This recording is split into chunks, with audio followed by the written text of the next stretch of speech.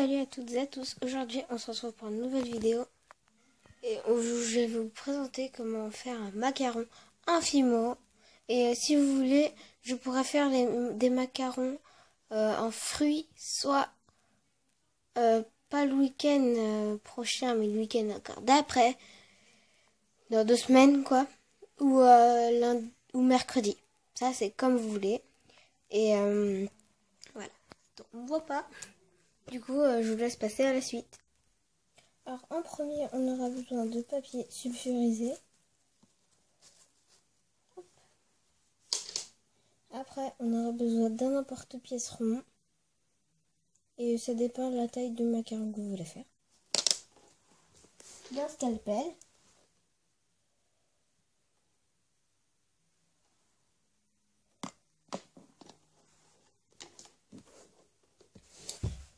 Deux pâtes Fimo couleur pastel, rose pastel. Moi, j'ai pris.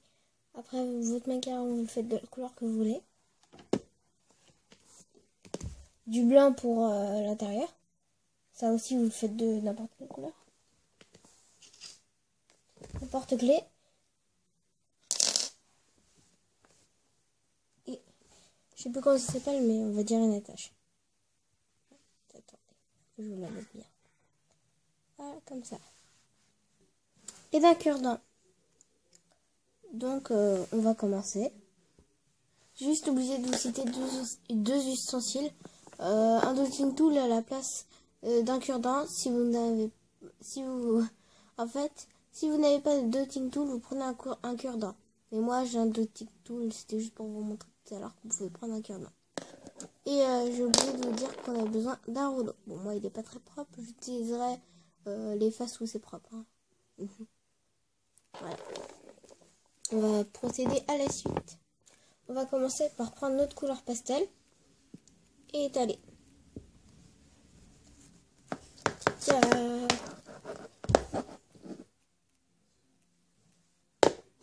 J'ai étalé un peu trop fin. Je plie.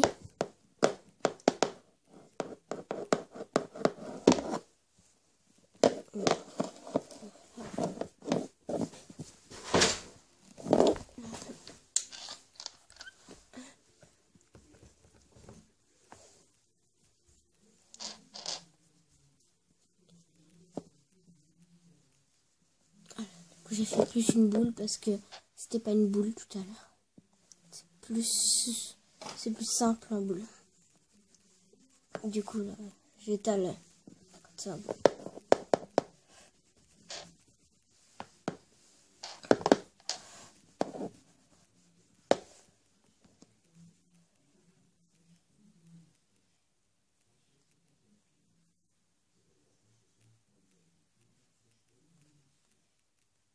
Que là je l'étire un peu. Voilà.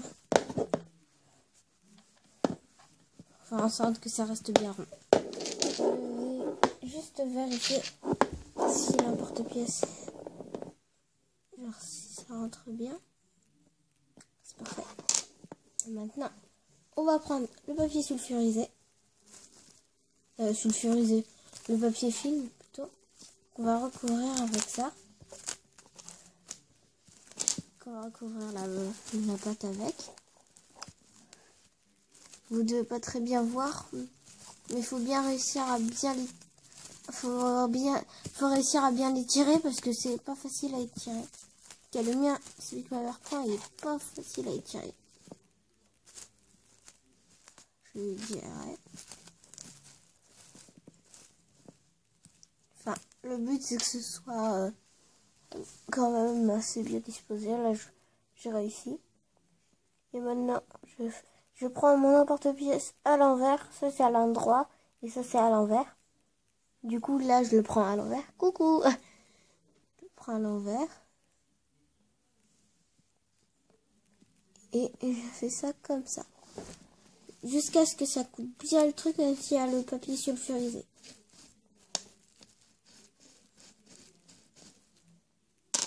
Voilà, je l'ai bien coupé. Voilà. Alors si vous voyez que ça fait pas bien l'effet bombé,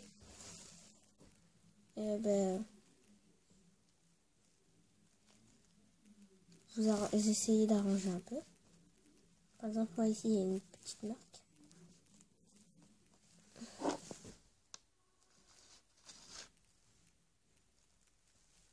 Voilà, on va dire que c'est bon. Du coup, voilà, j'en ai fait un.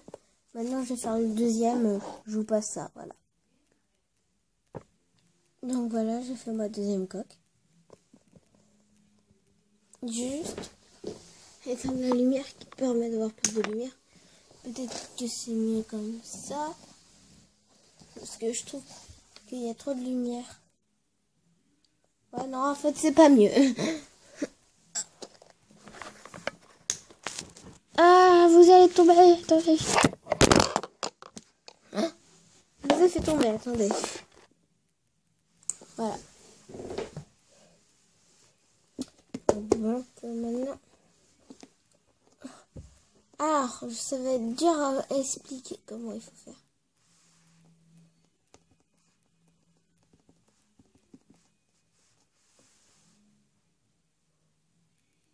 Voilà, j'ai l'impression que je les ai pas fait assez gros.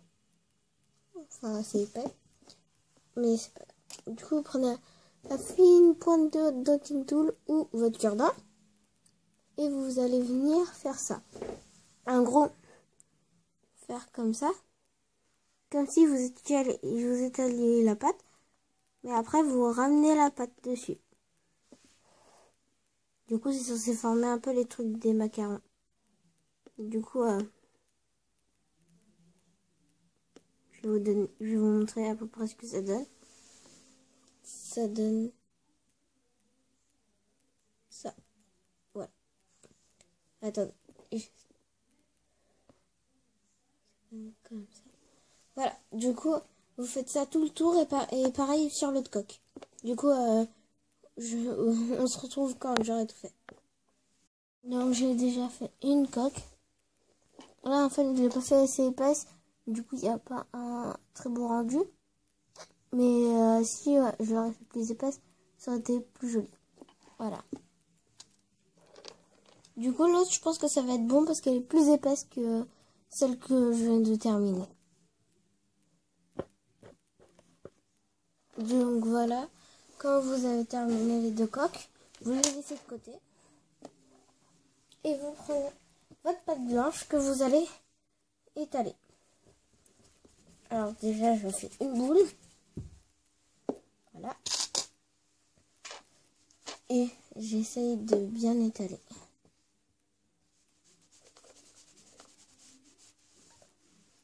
De façon à ce que ça rentre bien dans le cercle. Il faut que ce soit un petit peu épais. Pas trop épais, mais pas trop fin. Hop, là, c'était pas trop épais, pas trop fin. Je coupe.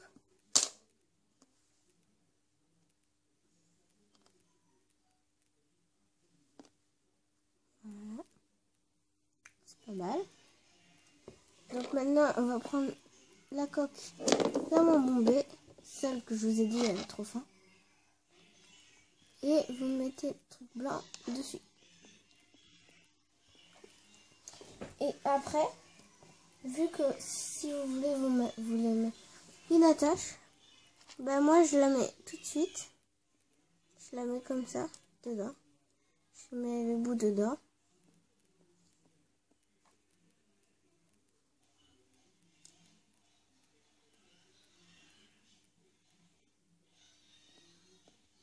Et maintenant, je prends cette coque et je la mets là. Voilà tout simplement comment on fait un macaron. Et après, si vous voulez, du coup, normalement, ça, je vais l'accrocher ici. Ou si vous savez pas comment accrocher ça ici, vous enlevez ça. Et à la place, vous mettez directement le bout de votre porte-clés. Voilà. Et du coup, comme je vous ai dit, ça dépendra. Normalement, je vais refaire une vidéo macaron. Et ça dépendra combien de vues il y aura sur cette vidéo. Et finalement, on n'a même pas eu besoin du scalpel. Laisse tomber. Et si vous voulez savoir où je l'ai acheté, j'ai juste acheté à Action. À Action, ceux-là, ils sont très cool. Mais vraiment, en fait, j'ai acheté ça, je sais plus à combien c'était. C'était dans les 1 euro, je crois, même pas.